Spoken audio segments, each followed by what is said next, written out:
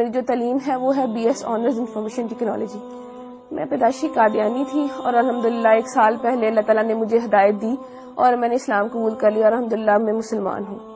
ہمارے خاندان میں جو قادیانیت ہے وہ میرے دادا جو ہیں ان کی وجہ سے آئی.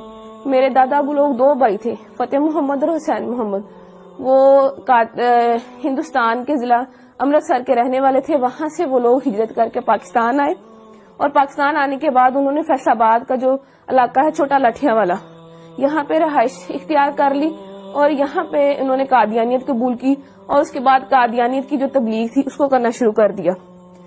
تو میرے والد کی جو شادی ہے وہ 61 چک بیدیاں والا میں ہوئی اور جو میری والدہ تھی وہ بھی پیدائشی قادیانی تھی اور وہ بھی اپنے اس گاؤں میں یعنی کہ 61 چک میں وہ بھی قادیانیت کی جو تبلیغ تھی وہ کیا کرتی تھی.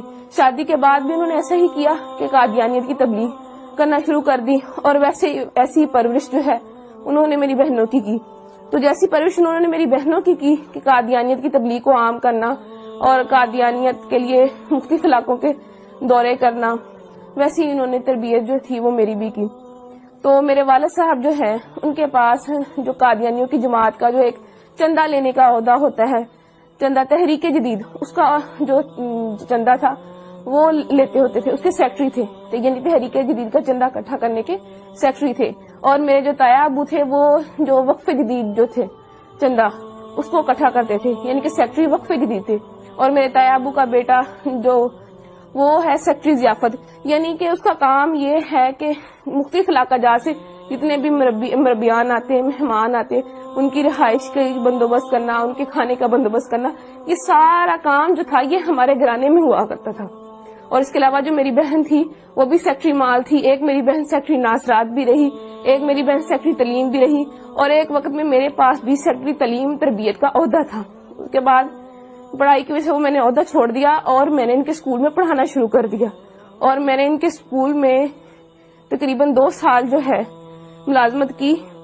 فیصل آباد میں ان کی بہترین ڈبیٹر تھی. فیصل آباد کی طرف سے سلیکٹیولی یعنی کہ پورے فیصل آباد کو ریپرزینٹ کرنے کے لیے میں ایک دفعہ چناب نگر گئی تقریری مقابلے میں. وہاں وہ جو مقابلہ تھا اس میں میری دوسری پوزیشن آئی. اور اس مقابلے کے بعد ان کے یہاں ایسا ہوتا ہے کہ مقابلے کے بعد جو ہے سوال و جواب کا پروگرام رکھا جاتا ہے. اس سوال و جواب کے پروگرام میں نے ان کا جو خلیفہ ہے موجودہ خلیفہ مرزا مسرور, اس کی بہن جو تھی اس سے میں نے سوال کیا کہ مرزا قادیانی جو ہے اس نے اپنی کتاب میں لکھا ہے کہ میں نے خواب میں دیکھا کہ قرآن کریم میں قادیان کا نام استعمال ہوا ہے, یعنی قرآن کریم میں قادیان کا لفظ آیا ہے. تو میرا آپ سے یہ سوال ہے کہ مجھے دکھایا جائے کہ قرآن کریم میں کہاں قادیان کا لفظ استعمال ہوا ہے. تو یہ میرا جو سوال تھا وہ پرچی پہ لکھ کے میں نے اس کو بھیجا. تو جب اس سوال کی باری آئی تو اس نے جب سوال کھولا تو اس کے پاس سوال کا جواب نہ تھا اور وہ پوچھنے لگے کہ کس نے یہ سوال جو ہے کیا ہے. اس کے بعد ایک اور لڑکی نے سوال کیا تو مرزا مسرور کی بہن کے پاس اس کا بھی جواب کوئی نہ تھا.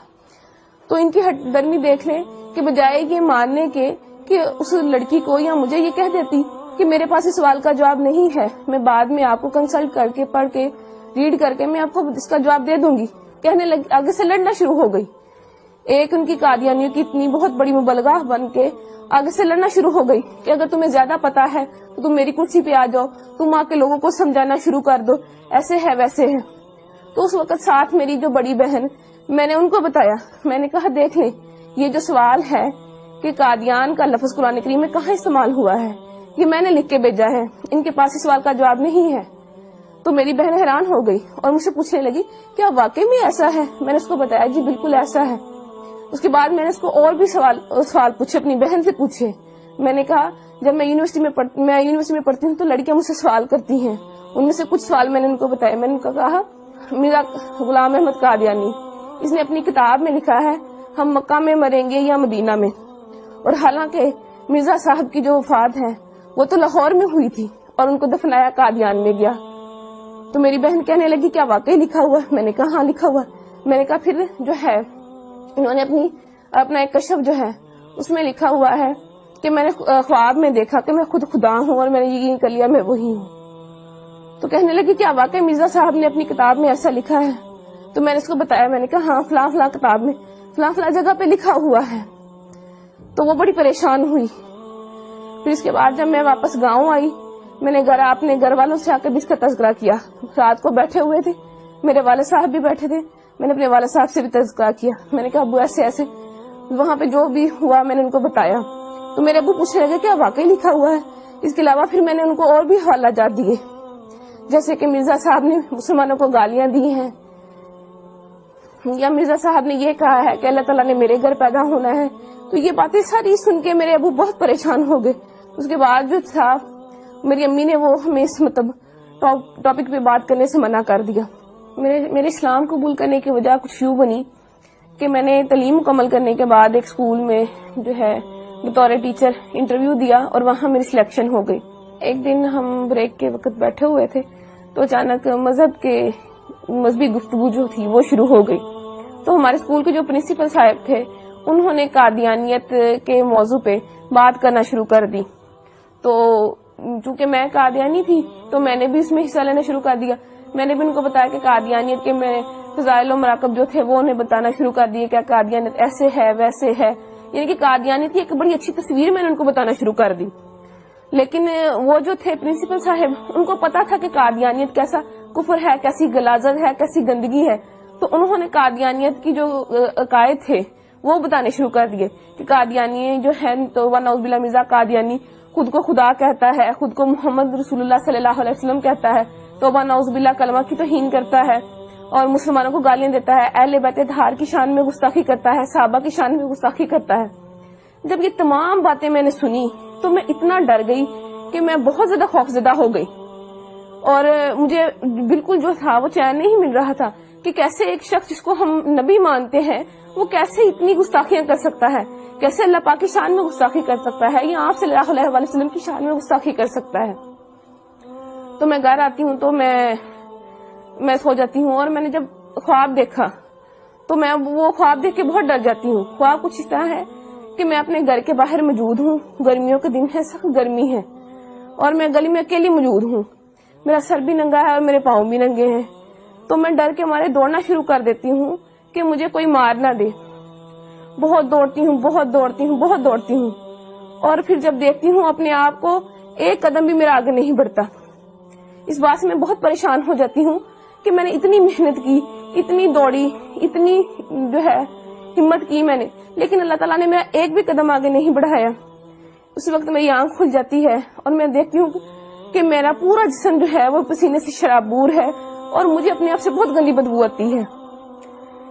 پھر اس کے بعد یہ خواب جو ہے مجھے متواتر آیا, اور جب بھی آتا مجھے ایسے ہی ڈرا جاتا. اس کے بعد چند دن بعد میں اسکول گئی تو وہ جو اسکول کے پرنسپل صاحب تھے وہ مرزا قادیانی کی کتابیں لے کے, روحانی خزائن کی مختلف جلدیں لے کے بیٹھے ہوئے تھے. انہوں نے مجھے بلایا اور مجھے کہنے لگے کہ جو جتنی باتیں میں نے تمہیں, یعنی کہ جتنے قادیانیوں کے عقائد میں نے تمہیں بتائے ہیں, اگر میں تمہیں ان کتابوں سے دکھا دوں تو کیا تم یقین کر لو گی؟ میں نے انہیں کہا جی میں ضرور یقین کروں گی. تو انہوں نے جو ہے کتابیں کھولی اور جتنی باتیں وہ مجھے جو میں نے آپ سے پہلے بیان کی انہوں نے مجھے مرزا قادیانی کی کتابوں میں سے دکھائیں, اور وہ کتابیں مرزا قادیانی کی لکھی ہوئی تھی. روا کی جو ہے ضیاء الاسلام پریس وہاں سے شائع ہوئی تھی.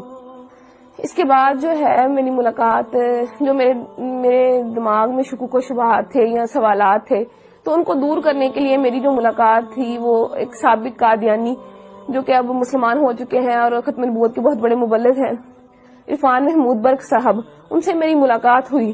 تو انہوں نے جتنے بھی میرے شکوک و شبہات تھے وہ سارے دور کیے, اور قادیانیت کی جو غلاظتیں تھی جو مجھ پہ نہیں کھلی تھی وہ کھول کے مجھے بیان کی. اور ان کی جو کتاب تھی قادیانیت سائنس و اسلام کے کٹہرے میں, انہوں نے مجھے وہ پڑھنے کے لیے دی. تو اس کو پڑھ کے جتنے بھی میرے دماغ میں سوالات تھے وہ سارے کے سارے وہ ختم ہو گئے. تو اس کے بعد پھر میں نے مرزا قادیانی پہ اور قادیانیت پہ کروڑوں لعنتیں بھیجنے کے بعد آپ صلی اللہ علیہ وآلہ وسلم کی غلامی میں آ گئی اور کلمہ طیبہ پڑھ کے اسلام قبول کر لیا. اس کے بعد جب میں گھر گئی میں نے اللہ تعالیٰ سے جا کے دعا کی کہ اللہ تعالیٰ مجھے کوئی رستہ بتا, کہ مجھے کوئی ایسا نشان دکھا کہ مجھے پتہ چل سکے کہ میں نے آج جو کیا میں سچ پہ ہوں, میں حق پہ ہوں. تو میں جو ہے میں سو گئی.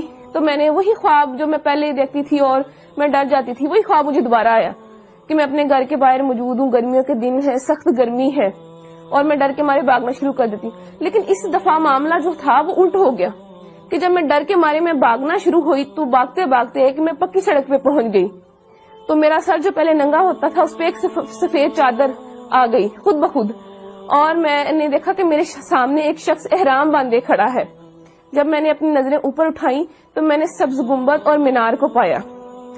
تو اس کے بعد میری آنکھ کھل جاتی ہے اور مجھے اپنے آپ سے جو جہاں پہلے پسینے کی بدبو آتی تھی، اب مجھے اپنے آپ سے اتنی اچھی خوشبو